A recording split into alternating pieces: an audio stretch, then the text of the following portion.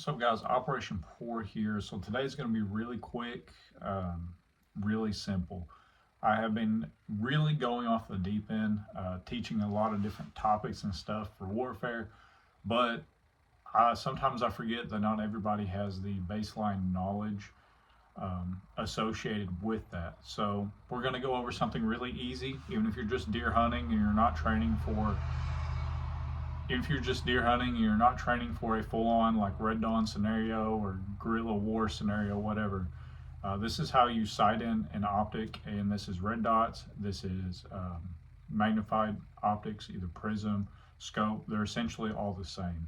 Pistol red dots, all the same. So a couple things before we get into this. You want to know your optics specifications before you even buy it. Some optics, especially rifle optics, they recommend zeroing at 100 yards because they have BDC reticles, or the reticles are associated with specific calibers. I apologize, it's my neighbor's dog over there barking. But they're associated with different calibers, and you're supposed to zero them at different ranges. So typically for hunting optics, like if you buy I know for my 2 to 10 Monstrum, you're supposed to zero it at 100 yards. It's a first focal plane. For many optics, you're supposed to zero it at 100 yards to align with that BDC reticle. So when you look at your optic, before you even purchase it, you need to know the specifications, what caliber, if it does have a BDC system. If it's a traditional, just a V-Plex, which looks like this, there's no hash marks or dots anywhere, it doesn't necessarily matter. But when you start getting into that and you want to use those more complex reticles, definitely look up the specifications. See, if it's a 308, if it's a 556, if it's a 450 Bushmaster. Because if you buy that, let's say you buy a scope for a 450 Bushmaster, well, the drop is going to be more extreme, and it's going to drop off way faster than, say, a 556, a 308, 243. So just make sure you look at the manufacturer's specifications, or you Google it, Chat GPT, whatever the model number, and then it should tell you exactly how far you're supposed to sight it in and what calibers you should use with that optic. Now, if you're going to be shooting at different magnifications, try first focal plane, because there is no shift with the holdovers. It zooms in on the reticle itself.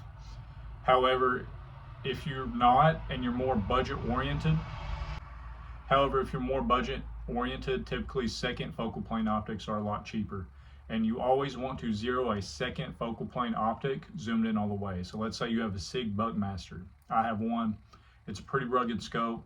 I really enjoy it. I have a 3 to 12. Yeah, it's a 3 to 12.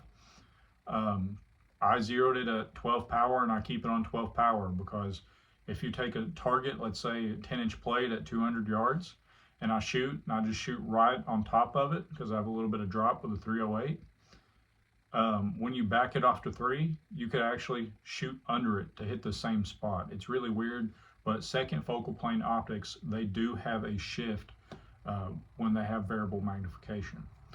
Now, red dots, you don't necessarily, it's whatever the manufacturer says, but typically red dots, you can zero as low as, I'm sorry for all this noise in the background. The car's going up and down, but that's typically, this road's not that busy. With red dots, 100 yards and in, it doesn't matter. Now, pistol dots, it's typically 10, 15 yards. Like I said, look up the manufacturer's recommended zero distance. Once you find that distance, or whatever distance that you decide, whether it be 25 yards, 36 yards, 50 yards, or 100 yards, those are all very popular zero distances. Now we're ready to actually go and zero. Now, let's say, for instance, and I've had this issue before, you want to zero at 100 yards. If you have a target that's like 10 inches by 10 inches or a foot by a foot, you probably want to zero at 25 yards and then work your way to 100, because I've had this happen a lot. I got that restless rifle syndrome. So all my builds that aren't, go to wars, but just my builds I've made over the years, I have like 2 or 3 that's just, whatever for testing. different optics and stuff, I've made this mistake more times than I can count. I'll measure out 100 yards and then I'll shoot to zero it, and I'm shooting like 2 foot to the right of the target, not even hitting the target, and I can't even tell where I am on the paper. To mitigate this, close the distance. Zero at, say, 25 yards, and then go to 100. If you get it zeroed at 25 yards, as long as your scope is level and your optic is level, you should be on paper at the very least at 100 yards, and then you can make minor adjustments there. Now, how do you actually do that? Well, here's my makeshift target right here. So here's my makeshift target right here, and this will work just as good as any other target. You have a very small, like maybe an inch circle in the middle. That's good enough for me. I mean, you get all your last group in there, that's pretty good. That's like an inch at 100 yards. We're zeroing at 100 yards down here. That'll get you, I mean, that'll get you a deer killed, or a invader, two-legged deer. So we got up, down, left, and right. This is flipped on the camera. I'm gonna have to flip it post-edit.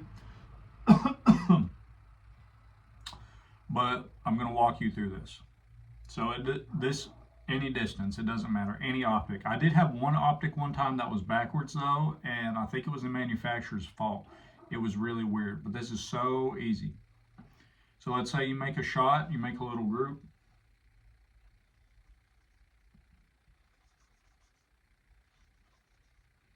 Say you shoot a 3-shot group and you hit down here. This is your point of aim. So you put the reticle or the dot right on this one. This is where you're aiming. You never change that.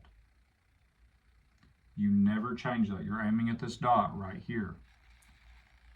Pull the trigger 3 times. Make sure there's no parallax, otherwise known as distortion of the scope. Make sure you have no eyeshadow in the scope. That's the black ring around.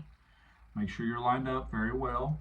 You're in a good, stable shooting position, and especially when you zero, you want to take as much human air out as possible. So if you have a bipod or a shooting bag or a bench, if you're shooting off a bench, make sure everything is clamped down real good, no movement.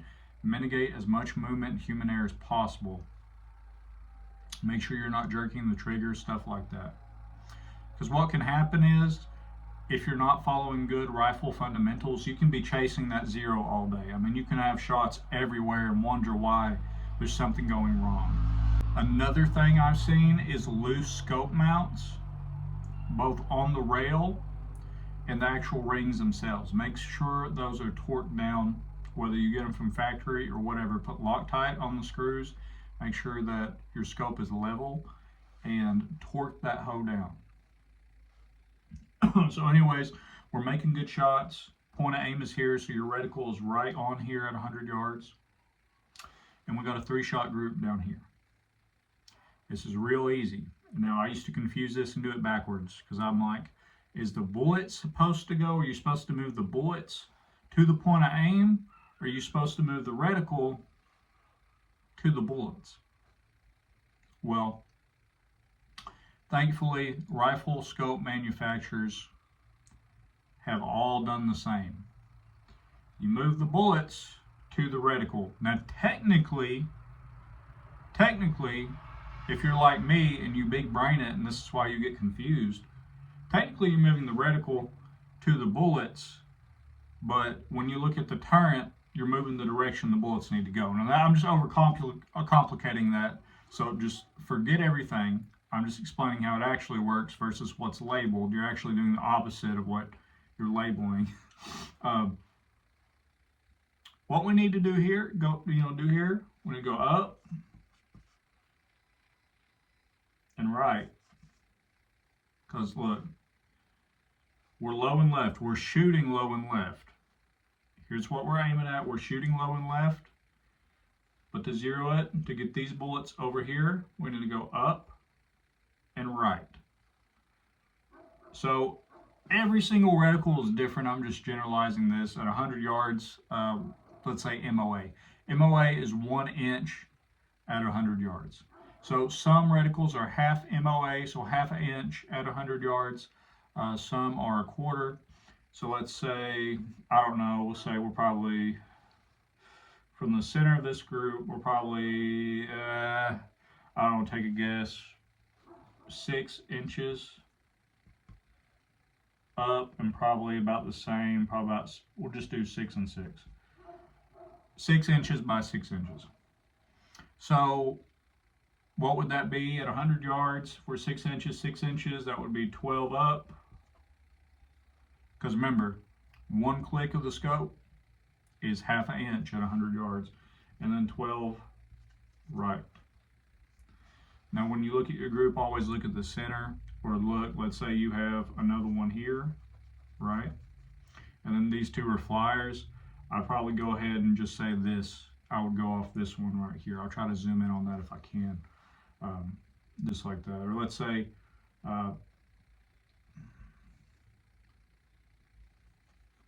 you got like 3. Let's say that was 3, and then you have one way over here. Well, that's safe to say that this one right here is a flyer, and that doesn't, I wouldn't even count that. I'd say this right here, let's say you got 2 or 3 here, and this is what we call a flyer. I would just mentally erase that and just go off this one. So in theory, we did our math, 100 yards, 12 up, 12 right. In theory, our next impact should be right there in the center. It's real simple, real simple. You can't mess this up, guys, I promise. I've overthought it and I've went backwards. So it'd be like, I need to go up and right, and I go left and down because I got confused. So really what you're doing with the scope, you're moving the reticle down and left. And that's what gets confusing, because the labeling on the scope is actually backwards. Even though you're moving the reticle, you can't physically make the barrel shoot different. You're moving the reticle to the bullets. The way it's labeled is up and right. So let's do this again. So let's say impact's up here. Little 3-shot group up there, okay? Be like Blue's Clues. What are we supposed to do? That's right, correct. We're supposed to go down and left. And then we can measure, we can go up and measure it to get specific. We'll say this is 7, and then we'll say this is 5. So we need to go, I'm not right-handed, I'm left-handed. So we'll say we need to go 10 clicks left and 14 clicks down. Because remember, we're at 100 yards. Most scopes, look at your manufacturer's recommendations. Most scopes is half an inch or half a MOA at 100 yards. And if not that, some get down to a quarter MOA, some get down to a 6, which is kind of funky, and then some actually get down to an 1/8. So just look at your scope and what you got, but that's how you do it. Another thing that you can do, they call it the 1-shot zero. You make sure you get a good shot, really good shot.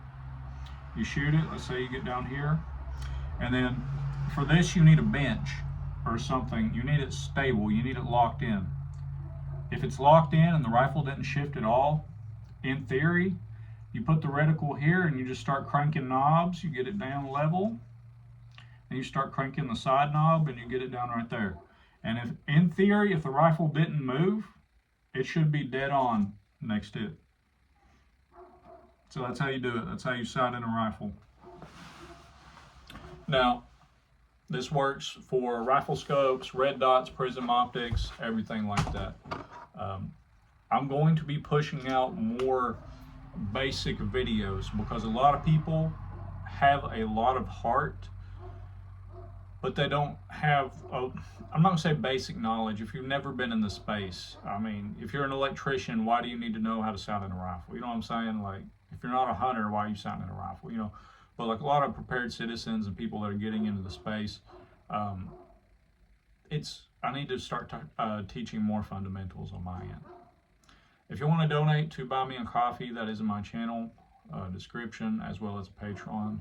Every dollar, dime, quarter, whatever helps. trying to make this my full-time job. That's kind of the dream. So, you know, if you want to donate or email me some PayPal, Cash App, whatever, I appreciate it. If not, that's cool too. A like and a sub, I mean, that does the same thing. It don't matter. God bless you either way. Au I'll be on to see you guys next time on the mountain. If there's any other basic things that you think need explained from anything to do with like military orders, operations, BMI, PMI, and your weapon system, maintenance, malfunction clearing, whatever, just suggest anything down there. Basic stuff, how to set up a rucksack, whatever, just leave it down below. Let me know how you sight your rifle in if you do it different. But God bless y'all. Peace out.